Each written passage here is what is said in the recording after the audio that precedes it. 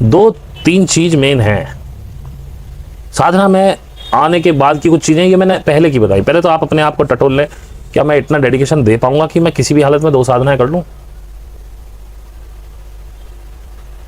साधक ऐसा होना चाहिए। आज हमारे ग्रुप में एक ने लिखा कि मुझे समय मिला तो मैंने ऑफिस में कमोड पे बैठ के 20-25 मिनट साधना कर ली। Well and good. साधक को क्या फर्क पड़ता है कि वो मंदिर में बैठा है कि कमोड पे बैठा है? ऐसा होना चाहिए साधक।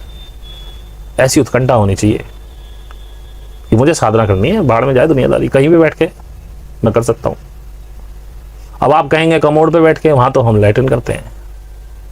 तो भाई साहब वो लैट्रिन कहां से निकलती? आप ही के अंदर से। तो कमोड ज्यादा गंदी है कि आपका शरीर ज्यादा गंदा है? साधक के लिए ये सब चीजें गौण हो जाती हैं। वो सब में संभाव रखता है। इसीलिए मैंने कभी किसी साधक से नहीं कहा कि आप नॉनवेज मत खाओ। भोजन है किसी का वेज, किसी का नॉनवेज। अब हमारे साधु बाबाओं के हिसाब से तो कभी China, Japan, Korea, north Korea, south Korea, Russia, ये लोग कभी मेडिटेशन में आ ही नहीं पाएंगे। जबकि रशियन जब करते हैं बहुत ही गजब का मेडिटेशन करते हैं, क्योंकि उनके यहाँ भगवान कॉन्सेप्ट नहीं है। वो ईश्वर के कॉन्सेप्ट से बंधे ही नहीं हुए हैं। उनकी बहुत तेज कुंडली चढ़ती है। वो ह्यूमन है बस। कोई कबीलाइट मिल जाए, कोई आदिवासी मिल जाए, उसकी कुंडली बहुत तेज चढ़ेगी, क्योंकि उनके ऐसे कॉन्सेप्ट ही नहीं है जिनमें आप बंधे हो।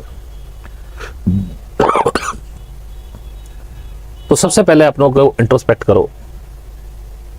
क्या मुझ में इतना धैर्य है? क्या मैं 3-4 साल वेट कर सकता हूं कि मुझे कुछ अनुभव हो जाए? मेरे यहाँ लोग अभी आए हैं, हालांकि सीरियस हैं, लेकिन बीच बीच में पूछते हैं कुछ हो नहीं रहा, कुछ हो नहीं रहा। अरे क्या करवाना चाहते हो सब रहा है, तुम्हें दिख नहीं रहा। क्षण क्षण, पल पल कुछ हो रहा है तुम्हारे साथ, लेकिन तुम्हें नहीं दिख रहा। 6-8 महीने बाद जब पीछे मुड़ के देखोगे कि हम क्या थे, तब पता चलेगा कि बहुत कुछ घट चुका तुम्हारे साथ।